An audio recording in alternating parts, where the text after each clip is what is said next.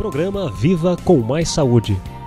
Patrocínio: Morelli Ortodontia, Unimed Sorocaba e Unip Sorocaba.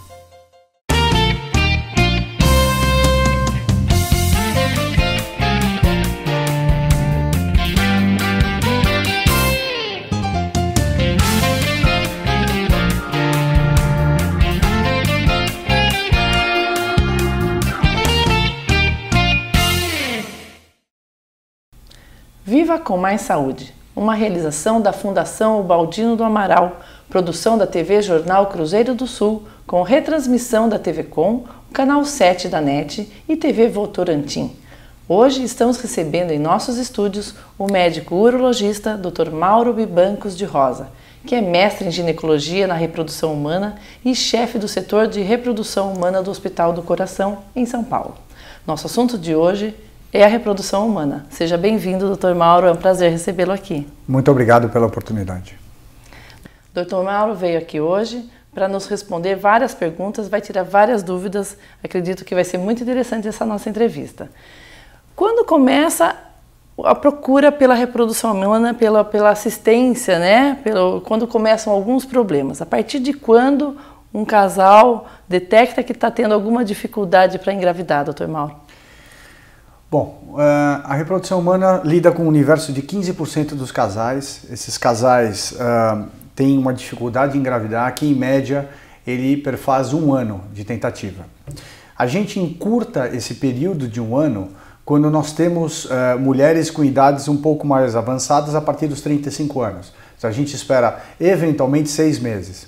Mulheres acima dos 40 anos, preconiza-se que seria importante essa avaliação, talvez até antes de tentar engravidar. Hoje é o que a normativa mundial nos dá. Então quer dizer que a partir dos 35 anos já pode ocorrer um pouco mais de dificuldade de engravidar. E aí a partir dessa idade, então, vamos dizer assim, a gente já fica mais esperta, as mulheres já têm que ficar realmente, o relógio biológico vai se acelerando. Sim. Numa outra vertente, vem cada vez mais os especialistas, os esterileutas, que são especialistas em reprodução humana, eles vêm invadindo o consultório, principalmente os ginecologistas e urologistas, dizendo em que deve ser feita uma prevenção. Eventualmente, a mulher, principalmente que vem com todo um histórico desde a menarca, que é a primeira menstruação, talvez fosse importante essa avaliação mais precoce, porque o 35 é uma normativa populacional. Mas pessoas podem furar isso do ponto de vista positivo ou negativo. Isso que eu ia perguntar para o senhor, esse ponto positivo ou negativo, né? O que a gente pode fazer para ajudar não termos tantos problemas para engravidar? Acredito que a saúde, a boa saúde, pode estar contribuindo com isso? Sim. Nós temos uma divisão muito grande entre homens e mulheres do ponto de vista reprodutivo, da fertilidade. A mulher, ela tem um malefício muito grande que é o fim da vida reprodutiva. Então ela, sabendo que tem um fim da vida reprodutiva, ela precisa ser um pouco mais proativa e normalmente o é. Os casais vêm por intermédio das mulheres, sabendo que existe um findar dessa vida reprodutiva. Exames bem apurados, precoces, podem predizer se essa mulher terá uma vida reprodutiva mais curta. Na 20ª semana de vida, a quantidade de óvulos que a mulher terá já está concebida para toda a vida. Então não é bem, vamos dizer assim, não existe uma produção. O que ela consegue com o bem-estar, com a vida saudável dela, preservar o que herdou. O homem, a não ser vamos dizer, em situações muito específicas, em erros genéticos ou situações como quimioterapia, uso de anabolizante, alguma agressão externa, normalmente o homem ele consegue revitalizar essa fertilidade e ele pode fazer filhos muito mais tarde. Tem mais tempo para pensar muito mais, assunto, muito mais. Não é verdade? Então, quer dizer, a mulher ela já nasce com a quantidade de óvulos que ela vai reproduzir, vai ter essa quantidade de óvulos que já está pré-determinado a partir do nascimento dela. Não há como repor ou produzir uma quantidade extra, vamos dizer assim, para ficar claro para quem não é leigo, para quem está lá em casa, não tem muito conhecimento do assunto. Então vamos pautar dessa forma. E aí a boa saúde, uma mulher que é fumante, por exemplo, ou que usa a ingestão de bebidas alcoólicas, isso pode causar algum prejuízo nesses óvulos, nessa reprodução? Sim, inúmeros trabalhos reportam que os maus hábitos, principalmente o fumo e a bebida, podem impactar num declínio da fertilidade no homem e na mulher um findar precoce. Fora isso, a gente tem que imaginar que essas substâncias decorrentes desses maus hábitos podem piorar a qualidade genética dos gametas, óvulos e espermatozoides. Outra questão que sempre ronda as mulheres, o uso da pílula anticoncepcional. Ela pode prejudicar a reprodução ao longo do tempo, ao longo do uso da pílula? Ela pode ser um fator aí prejudicial? Não, a pílula tem, vamos dizer, ela tem o bloqueio da fertilidade durante o seu uso, mas ao parar esse uso da pílula, normalmente a mulher reassume o fator reprodutivo da época que ela estiver. Então assim, ela também não preserva, o fato de você usar pílula também não te preserva de um fator de fertilidade, de um gasto inferior de óvulos. Isso não existe. Ele só não deixa você ovular um óvulo, que a mulher ovula um por mês para engravidar. Uhum.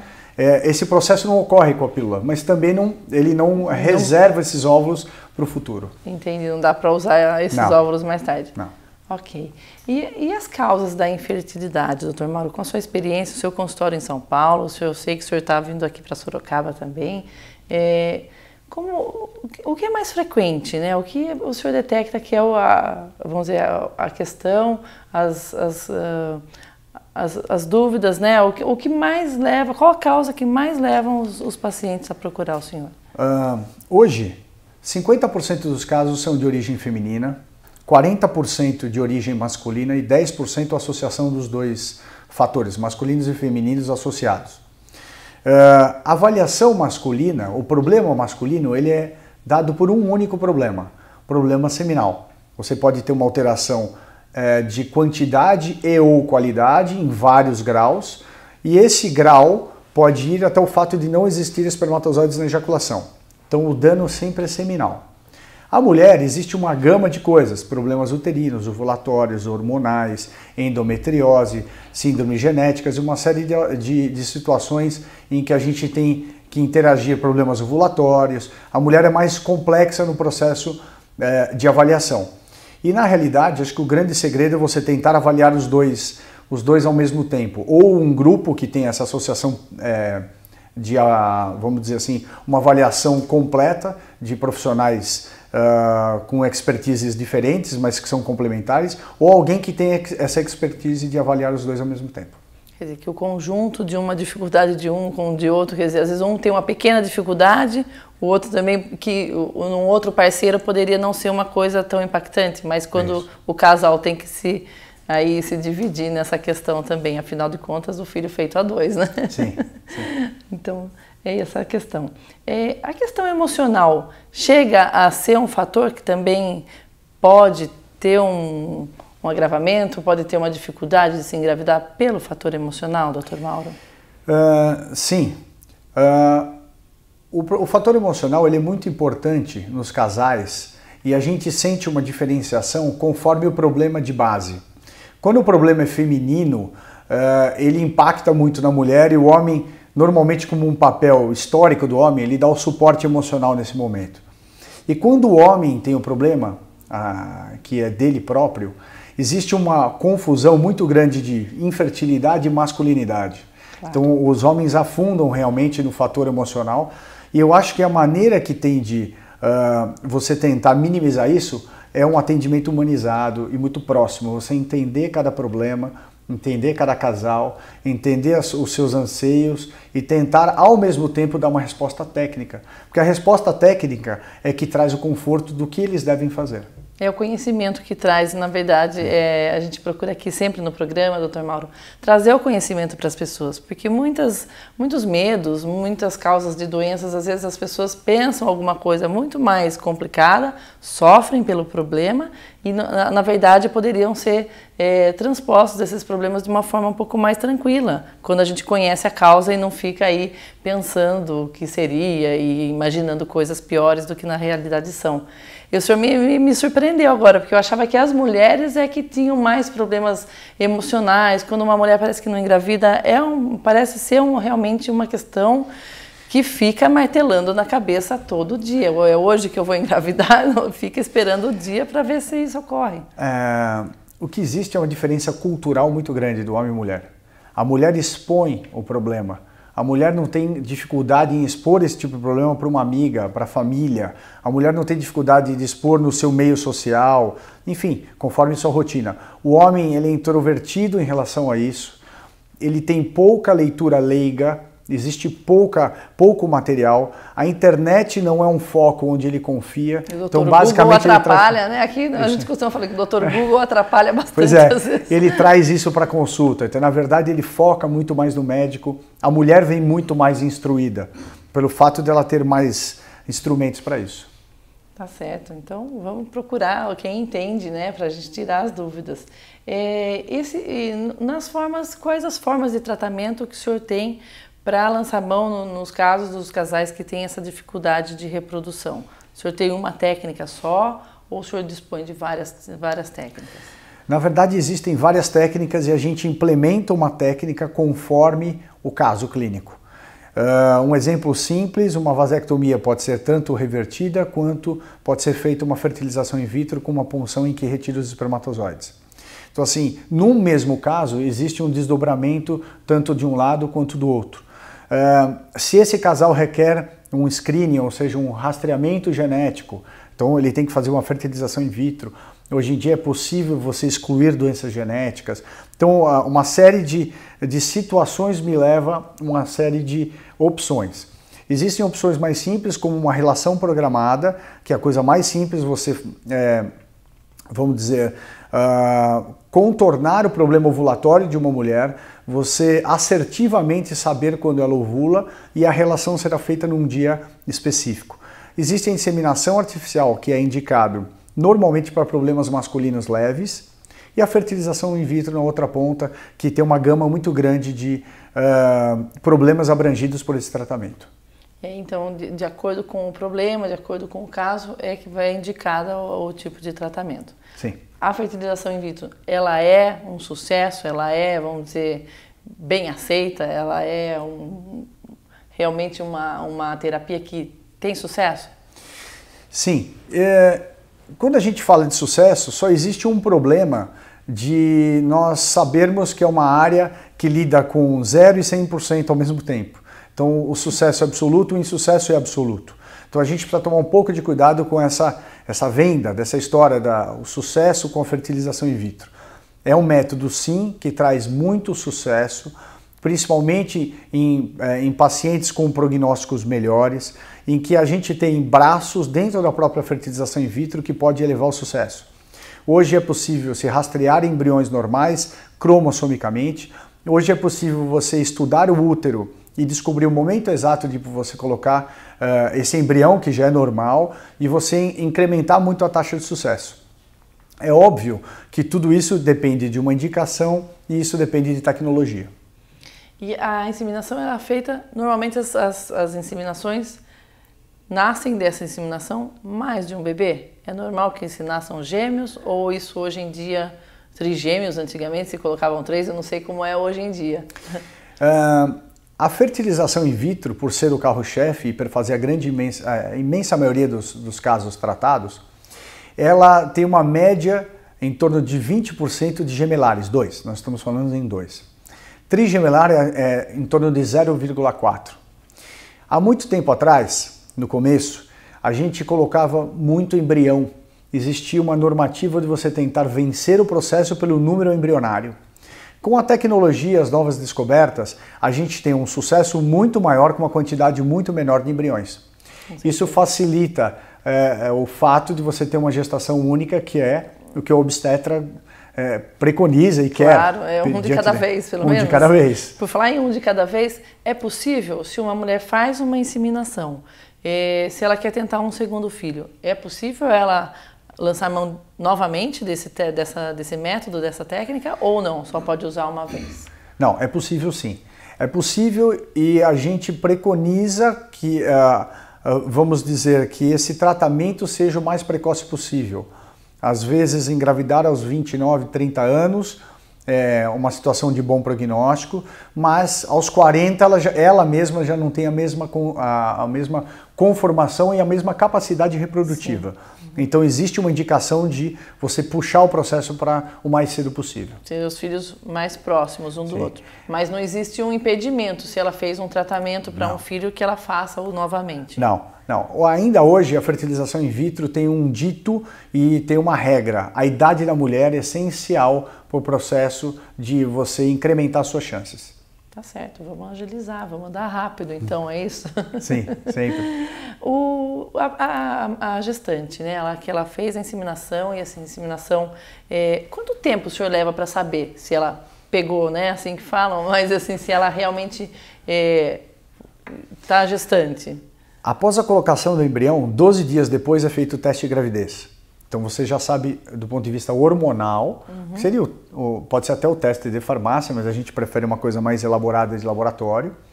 E em torno de mais 2 ou 3 semanas, o ultrassom para ver o batimento cardíaco.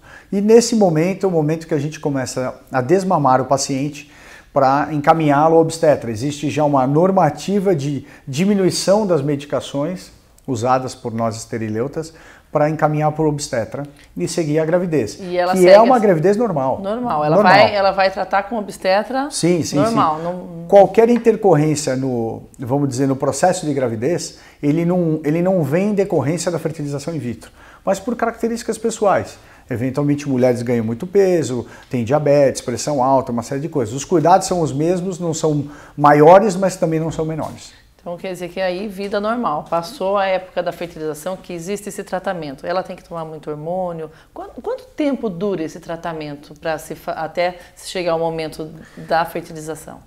A forma que eu explico para os pacientes existe um ciclo menstrual. Esse ciclo menstrual não será inventado de uma outra maneira, ele será amplificado. Então durante a menstruação, assim que ela menstrua, ela inicia medicações que a fazem ovular mais. Então, durará o mesmo período que duraria um ciclo normal, só que uma potência muito maior. Okay.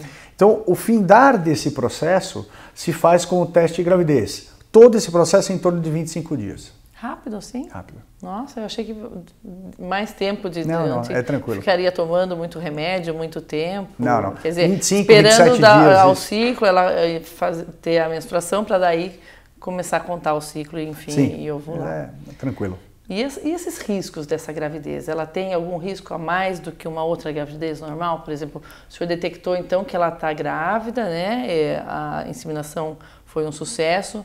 Existe algum risco logo no começo ou é o risco da gravidez normal também? É o risco da gravidez normal.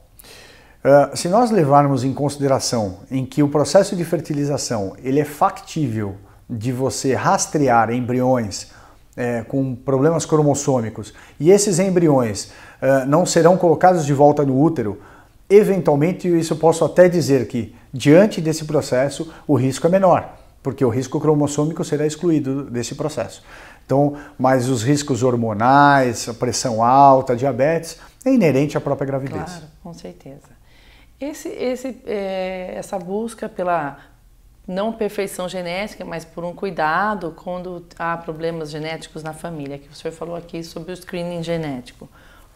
Dá para o senhor explicar para nós, espectadores em casa, o que seria isso? Essa é uma busca de probleminhas que se podem detectar de antemão antes de poder se engravidar? A fertilização hoje, in vitro hoje é feita com um embrião que vive até o 5º dia de vida e que ele tem algumas dezenas de células. Nesse 5º dia de vida, você retira algumas células e essas células são estudadas. Essa célula sai com um laudo dizendo se ele é perfeito cromossomicamente ou não e sai o laudo do sexo. A escolha do sexo não pode ser feita por uma necessidade pessoal, uma vontade pessoal. Mas eventualmente é possível e é necessário em casos de doenças em que o fator sexual é importante. Todos os homens de uma família têm uma certa doença. Então a gente pode escolher uma menina para evitar essa doença. Quando você tem esse laudo, você opta naqueles embriões feitos pelos embriões normais. E você só transfere os normais. Quer dizer, você assegura que aquela gravidez terá um fator cromossômico normal e evita um teste que é feito durante a gravidez que chama-se amniocentese. A amniocentese é um exame que requer uma invasão do útero, em que é retirado um pouco do líquido amniótico, em que você tem algum risco de perda do nenê.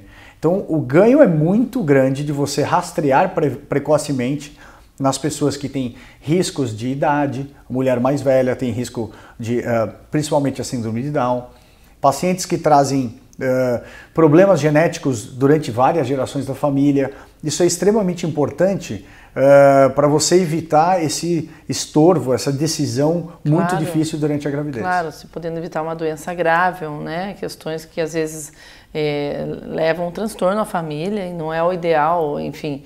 Quando vem com algum problema, é evidente que todo mundo aceita, mas se a gente pode prever isso, prevenir de certa forma, então a pessoa que tem essa reincidência familiar de várias gerações com algum problema pode estar procurando uma clínica para que seja feito esse rastreamento e aí tentar escolher entre os óvulos, enfim, a fertilização seja feita tentando tirar o probleminha para fora, vamos dizer, evitando esse problema.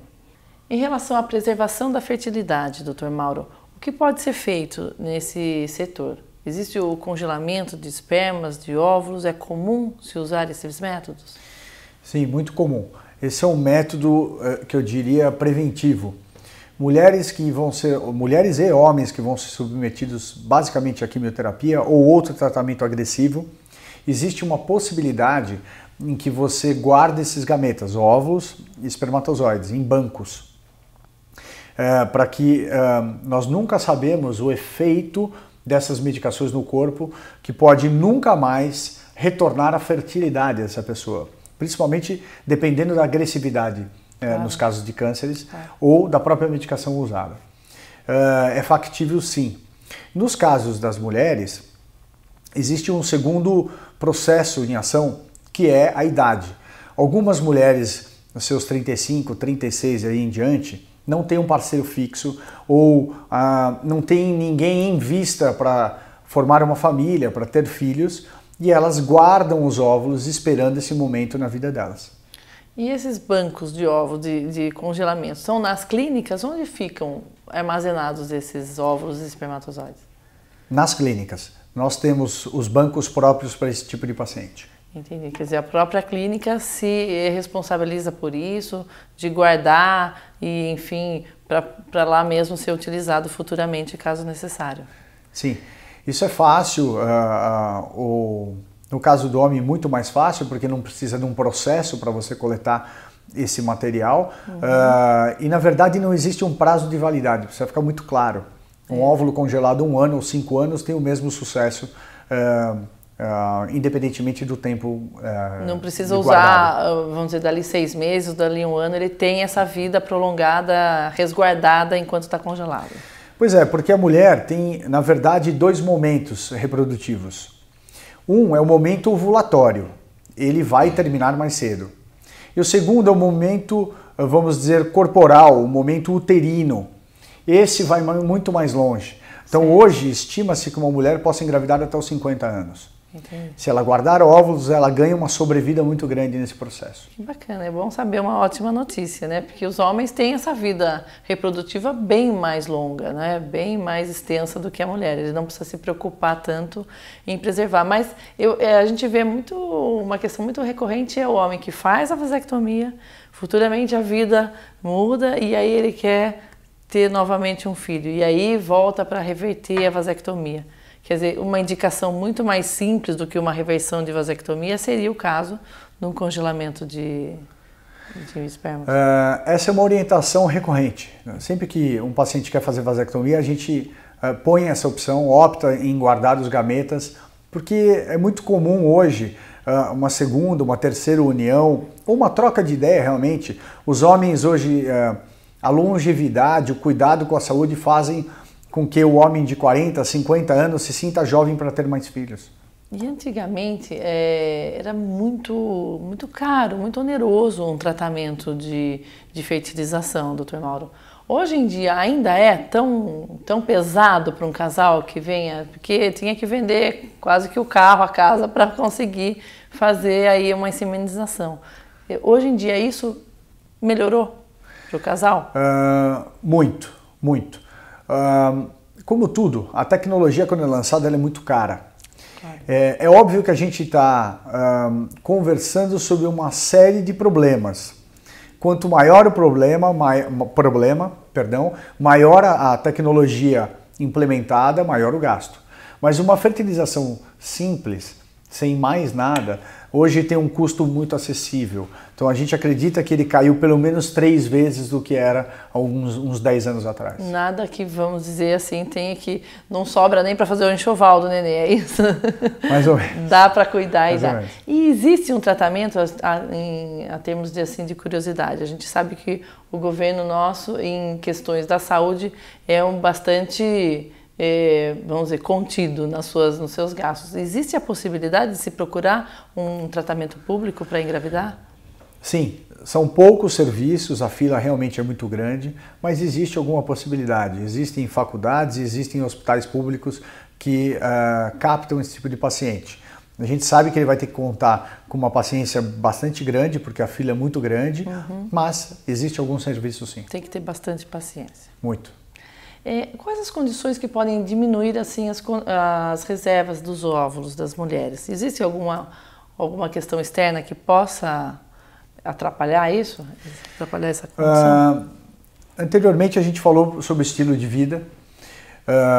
Sim, é um fator que pode piorar, mas existe uma situação muito específica, na verdade 2 situações muito específicas. Algumas mulheres já têm uma reserva ovariana mais baixa por uma alteração genética, ou seja, existe uma característica que demonstra que ela vai ter poucos óvulos. Uma segunda situação muito comum e que está muito em voga, está em todas as reportagens, enfim, aparecendo na TV, é a endometriose. Endometriose é o tecido interno do útero que se implanta em várias localidades na pelve da mulher, na região baixa da mulher.